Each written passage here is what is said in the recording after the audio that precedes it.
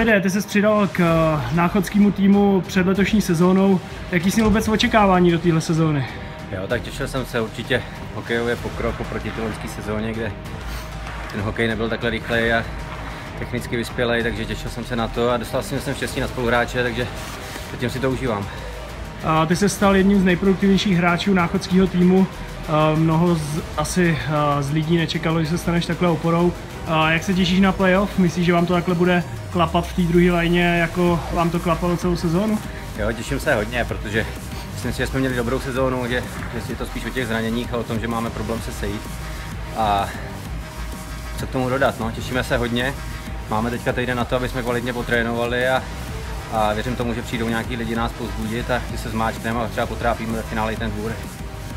Přesně jak říkáš, my jsme nakonec základní část teda skončili na druhém postupovém místě, takže budeme čekat na soupeře.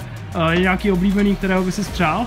Tak já jsem jediný, koho jsem nechtěl, byla Nová Paka, jinak mi to je asi jedno. Těšil bych se na Jaroměř, protože je blízko, ale dost pravděpodobně to bude ten Bydžov, který nemáme úplně blízko a je to tam takový zvláštní prostředí, ale věřím tomu, že doma minimálně 3krát zlomíme a to, co budeme venku, bude jenom navíc. No. Super, díky. Jo, zaráž málo.